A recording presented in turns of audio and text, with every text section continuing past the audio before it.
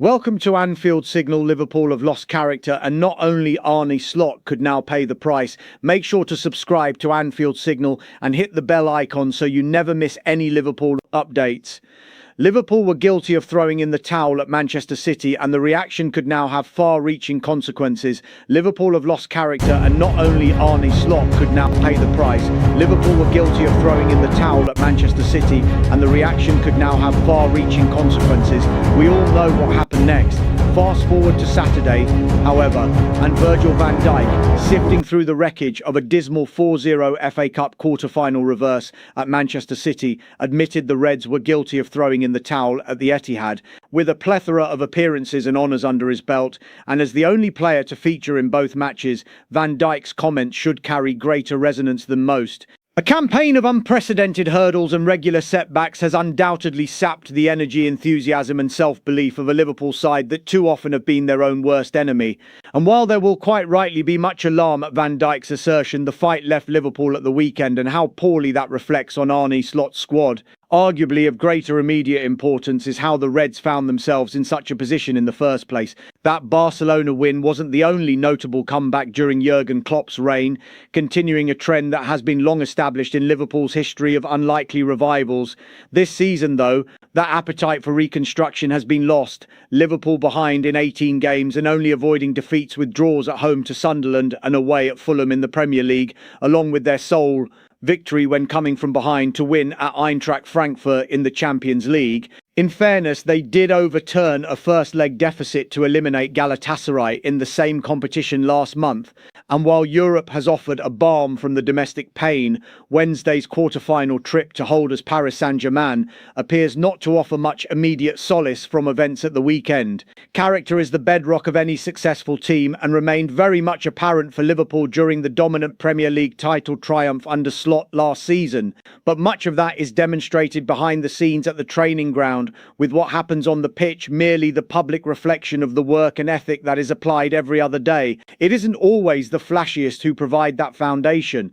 Certainly it hasn't passed unnoticed that many of those lamenting the lack of a James Milner or Jordan Henderson in the squad are the same people who were quick to usher the duo out of the door in pursuit of new big money signings that would supposedly improve the squad. There's no doubt the overhaul of last summer has seen Liverpool lose a host of strong, established personalities from the squad. And even though the Reds can still boast a significant number of national team captains, some, such as Andy Robertson and Wataru Endo, haven't featured prominently this season, while others like Van Dijk and Mohamed Salah have seen the onset of age inevitably diminish their contributions. Indeed, of other senior players, Alisson Becker has understandably been preoccupied by fitness concerns, while Ibrahim Konate has surely been affected by the uncertainty surrounding his long-term future. The leaders have, for various reasons, been lacking in the Liverpool squad, and with so many new signings having their own individual adaptations, it has been difficult for Liverpool to consistently provide the togetherness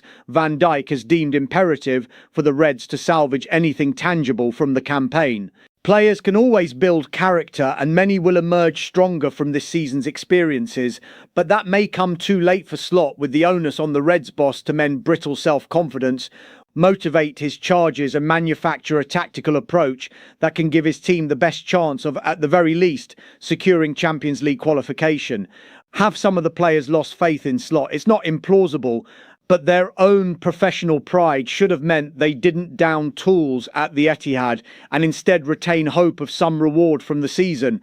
That so many match-going supporters departed the Etihad long before the final whistle will not have passed unnoticed by Fenway Sports Group. The owners want to give Slot every chance to atone for his campaign, but their patience is not limitless, and the actions of those who pay their hard-earned to watch the Reds will have some influence. Liverpool may be lacking in character and mentality at present, but that can be no excuse for the surrender at City at the weekend, the club's heaviest defeat in a standalone FA Cup game in 128 years. What happens next could determine more than just the future of the beleaguered Slot. Other Anfield careers may now be on the line. Virgil van Dijk points finger at Liverpool players in alarming admission. Liverpool captain Virgil van Dijk has not held back after the miserable FA Cup quarter-final defeat at Manchester City on Saturday afternoon. Virgil van Dijk admits Liverpool were guilty of giving up during their harrowing FA Cup quarter-final humiliation at Manchester City and are not showing the togetherness needed to salvage their season. The Reds suffered their worst defeat of Arne Slot's reign when they were thumped 4-0 at the Etihad in the latest setback of a sorry campaign in which they have now lost 15 times, the most in one term since 2014-15 when they were beaten on 18 occasions. Having started well against City, Liverpool shipped 4 goals inside a 20-minute period either side of half-time, in which their lack of intensity was ruthlessly exposed. Slot's side now face the onerous task of picking themselves up for Wednesday's Champions League quarter-final first leg at holders Paris Saint-Germain, who dumped the Reds out of the competition last season. And Van Dijk offered a brutal assessment of Saturday's dreadful display while apologising to the travelling Liverpool supporters, many of whom had left long before the final whistle. I've been there already many times this season when I've had hope and then we couldn't build on performances, he said. Our second half, the intensity we didn't match, the challenges we didn't win, it was tough. To lose then 4-0 is tough. Am I sick of repeating myself? 100%, of course. I can understand the fans' frustration as well. Obviously, you come out of the dressing room after half-time with the right intentions to score and make it 2-1 and change the game. But the opposite happened, and then to come back from 3-0 is obviously very difficult, but also you shouldn't give up. And that's maybe what happened at a certain point. It's mentally very tough at the moment, I must say. I've been lucky enough to play for Liverpool for so many years. And the main thing always was the togetherness. Now, obviously, we are in a little bit of a transition, so we have to find it. It's still difficult to then perform each and every 3 days if we don't have it consistently. The togetherness on the pitch to show it for 90 plus minutes every 3 or 4 days. That is difficult. Van Dijk added, I am trying to think how we can turn it around, but we have been going through this for almost 75% of the season, where we do well, but we can't build on certain things and we fall back into games where we get beat on intensity or beat on how much you really want to go for it. It is a difficult one to take and everyone has to look at themselves. I am speaking for myself, but it is mentally tough at the moment to take this. We already spoke about it in the dressing room, but it's on us. The fans were there to support us, and I can only apologise to the fans for what we have shown, especially the second half, by the way. It's difficult. Mentally, it has been a very tough season overall. But we have a responsibility not only to ourselves, but especially to the fans. And if we want to make something out of this season, we have to try and do something special in the next 3 games. The defeat has further ramped up the pressure on beleaguered boss Slot, with Liverpool also facing a major battle to secure even a Champions League berth for next season, having taken only 1 point from 9 in the Premier League to stand in 5th place. And asked if the players are doing enough for the head coach, Van Dijk said, well, it's a together thing, isn't it? Obviously, he's responsible as the manager, but we are the ones on the pitch that have to do it. I've been repeating myself too many times. You know, obviously it goes out in the media because obviously I'm here all the time. We let our fans down, we let ourselves down and the manager, but we let our fans down up until the penalty, maybe not, but the way we played, especially in the second half, and that must hurt for everyone. It definitely hurts me. National media react as unforgivable Liverpool exposed. No fight, no character, little effort. How the national media reacted to Liverpool's 4-0 defeat at Manchester City in the FA Cup on Saturday afternoon.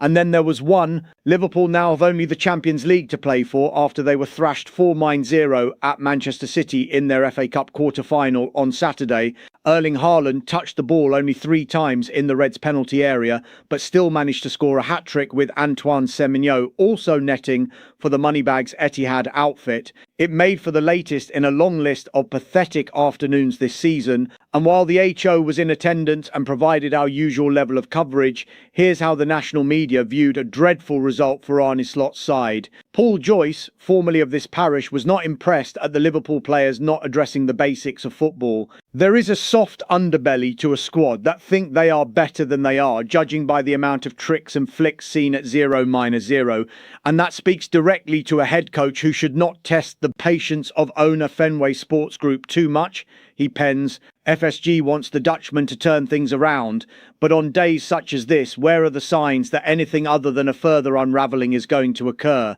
Whether it is Manchester City or someone else, too often you see players slaloming beyond those in Liverpool shirts. When Liverpool try to do the same, they are dragged back, brought down or jostled off the ball. Slot may view Liverpool's season through the prism of missed chances and therefore what might have been. Afterwards, he referenced how City overperformed their XG of 2.5 and Liverpool 1.4 underperformed theirs. Andy Hunter, another former EHO operative, was similarly unenthused by the effort put in by the Liverpool players. No fight, no character, and unforgivably, precious little effort for the 20 minutes when Manchester City ran riot either side of the interval resulted in the heaviest defeat of Slot's Liverpool reign, he writes. The pressure on the head coach rises again. A visit to the reigning European champions Paris Saint-Germain in the first leg of the Champions League quarter-finals on Wednesday threatens to turn the screw tighter.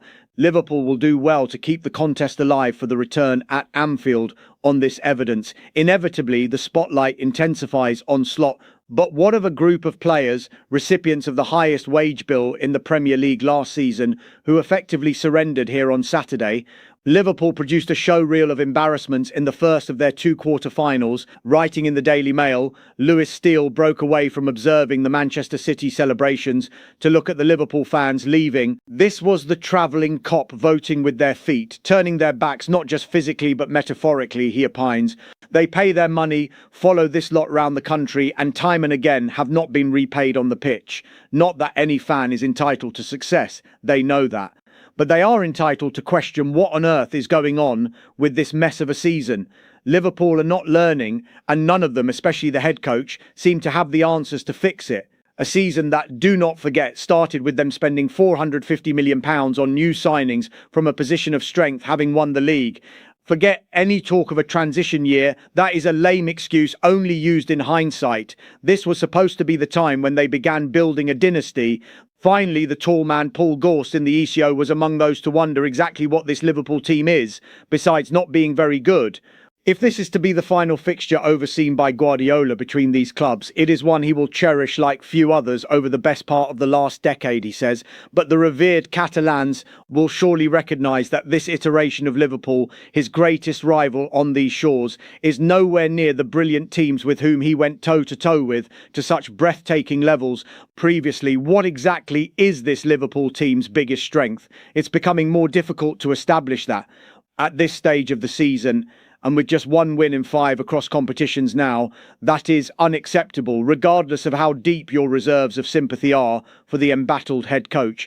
A cup exit at the Etihad is no disgrace, but the manner of how this came about is another debate entirely. Liverpool face major Alexis Mac Allister decision as Arne Slot considers forward rethink. Liverpool are next up against Paris Saint-Germain in the Champions League, with Arne Slot facing some selection posers. Liverpool's spluttering season plumbed new depths with an atrocious FA Cup quarter-final exit at Manchester City on Saturday afternoon. Erling Haaland scored a hat-trick and Antoine Semenyo also netted as the Reds were thumped 4-0 by the League Cup winners. Arne Slot's side will aim to bounce back when they look to continue their quest for the one possible remaining piece of silverware, with the Champions League quarter-final first leg at holders Paris Saint-Germain on Wednesday evening. And here we look ahead to the changes Reds head coach Slot could make when his team are next in action. Frimpong on standby. There is now no reason for Slot not to go all in regards his team selection, but what his best starting lineup actually is remains very much open for debate after another shoddy display at the weekend. However, with Alisson Becker still hamstrung, Georgi Mamadashvili will continue between the sticks with Freddie Woodman, his deputy. Joe Gomez started at right back against City but will come under pressure from Jeremy Frimpong for a start, although Conor Bradley is out for the season. Gomez is also an option at centre-back, with neither Ibrahima Konate nor captain Virgil van Dijk covering themselves in glory at the Etihad. Young Giovanni Leone won't be seen until the new campaign, and Andy Robertson is the alternative to Milos Kerkez at left-back, but looks more likely to feature in the Premier League game against Fulham that sandwiches the two PSG matches. Mac Allister return. The midfield spluttered badly against City, and it's almost certain Alexis Mac Allister, rested to the bench on Saturday after returning last from international duty, will start in some capacity. Slot has used a 4-2-2-2 formation in several Champions League away games this season and could do so again, which would make Ryan Gravenberch, Dominic Szoboszlai and Florian Wirtz favourites to join Mac Allister in the narrow engine room. But continuing with 4-2-3-1 could leave both Gravenberch and Curtis Jones, who started as the double pivot at City, in danger of missing out after both failed to shine. Gravenberch, though, has been a regular this season, which would leave Szoboszlai, Wirtz and Jones scrapping it out for the number 10 role. Wataru Endo remains sidelined after ankle surgery, while teenager Trey Nyoni continues to have his minutes carefully handled. Stefan Bajcetic has been unavailable all season. Slot waits. Should Slot operate two up front, it's likely Hugo Ekitike and Mohamed Salah will be the preferred options, with Cody Gakpo next in line and Alexander Isak set to be on the bench after only returning to training last week after more than 3 months out. A regular three-pronged attack, though, would give the Reds boss some difficult decisions, with Gakpo challenging Ekitike for a place down the middle and Wirtz for a role on the left. Salah would be expected to be on the right, but depending on whether he plays at fullback, Frimpong could be an option on the wing. Teenager Rio Ngumoa appears to have edged ahead of Federico Chiesa, regards order in being used as a substitute. Another youngster, Jayden Danns, remains out, but fellow teenager Will Wright was part of the travelling squad to City on Saturday but didn't make the bench. Mohamed Salah told Straight and Fresh, Virgil van Dijk Liverpool concern raised after Man City. Mohamed Salah's farewell season is not going as planned after his Liverpool side were dumped out of the FA Cup by Manchester City on Saturday. Afternoon Liverpool legend Steve Nicol has taken aim at Mohamed Salah after he endured an afternoon to forget against Manchester City. Making his last appearance for the Reds against Pep Guardiola's side, the forward missed 2 good chances in either half, as well as seeing a penalty saved by James Trafford during the 4-0 defeat. A hat-trick from Erling Haaland and a well-taken finish from Antoine Semenyo condemned Arne Slot's side to another defeat. Salah will leave Liverpool during the summer after reaching an agreement with the club to end his contract early. And Nicol, speaking on ESPN FC, believes Salah's decline this season is unprecedented. He said, "This is unprecedented. How can you go from almost winning the Player of the Year last year to this, to the fact that now you don't look as though you know where the goal is?" Reflecting on Salah's second-half miss, the 5-time league winner with the Reds said, "The fact is he had plenty of time to get it under control and pick his spot, but his touch is so poor. Where's the power? His whole body shape's wrong. And even the penalty kick, he doesn't have his head up. You watch the majority of people take penalty kicks nowadays. They're all watching where the goalie is. But Mo is so concentrated and so unsure that he has to concentrate on the ball and make sure he gets a good strike. And so all that other stuff that you would normally do with your head up because you're confident has completely and utterly disappeared." Virgil van Dijk was another Liverpool player who endured an afternoon to forget against Guardiola's side, as he was guilty of giving away a first-half penalty. And speaking alongside Nicol, former Chelsea defender Craig Burley said of Van Dijk, "He's been poor as well. 2 guys that were paid a king's ransom in the summer. 2 leaders, he's the captain. 2 guys that have taken this Liverpool team on their shoulders in different aspects have been 2 of the worst performers." Obviously, Ibrahima Konate has had a very, very bad season, but in terms of leadership, positioning and defending with Van Dijk's quality, he's been poor. Reflecting on the defeat, Van Dijk said, very difficult to accept, very difficult to be out there, very tough day, and I feel bad for the fans as well. I can understand that supporters leaving before full time, obviously they have been going through ups and downs, like we obviously have as well.